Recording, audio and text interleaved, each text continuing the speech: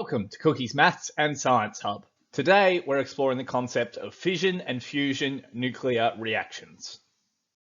Nuclear fission is a process in which the nucleus of an atom splits into two or smaller nuclei, and during this process a significant amount of energy is released.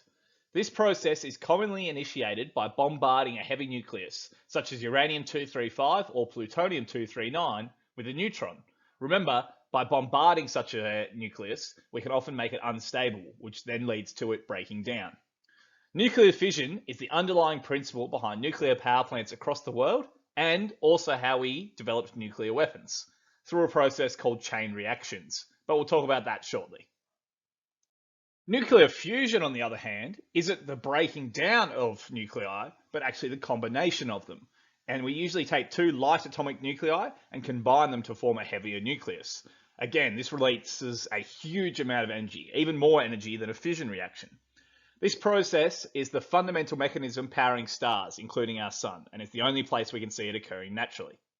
Fusion reactions require such extremely high temperatures and pressure to overcome the forces between atoms. This is why they're so difficult to replicate. If we could achieve these on Earth and control them, it would be a beautiful way of pursuing clean and abundant energy, as the products are usually only things such as helium atoms and other things that aren't necessarily dangerous, where the byproducts of fission are often nuclear and radioactive in nature. Chain reactions are the essential fission reactions we use for our nuclear power plants and nuclear warheads. Effectively, chain reactions are fission reactions which, through the products they produce, causes more fission reactions to occur.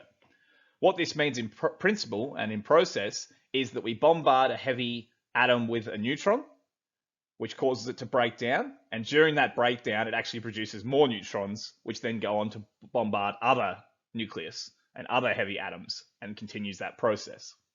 One of the most well-known and useful examples of a chain reaction is of uranium-235, which we use for nuclear energy. For this kind of chain reaction, it actually emits neutrons, so we can then start more fission reactions after each reaction has taken place. On the right-hand side here, we have a diagram that shows this simple process. A neutron bombards a heavy atom, which produces more neutrons, which bombard the heavy atoms, which produce more neutrons, which bombard, etc., etc., etc. So the core ideas to remember is that both nuclear fusion and nuclear fission reactions produce huge amounts of energy. But the clear difference is that fission is the breaking down of a heavy atom into two smaller, lighter atoms, whereas fusion is the coming together of two lighter atoms into a heavier atom. Now, I just want to clarify here that fission often uses very heavy atoms that break down into metals and other such atoms, whereas fusion, in the processes we understand, are very, very light atoms, usually hydrogen isotopes that come together and then make still very light atoms, but heavier than the initial products. So fusion doesn't produce then the products we use for fission. That's not quite how it works. We just use the terms heavy and light to refer to them each in their own scenarios. Thanks for watching. Hopefully now you have a good understanding of fission and fusion reactions and how nuclear fission chain reactions take place. Be sure to like and share this video and subscribe to the channel for further science and maths content. We hope to see you back again soon.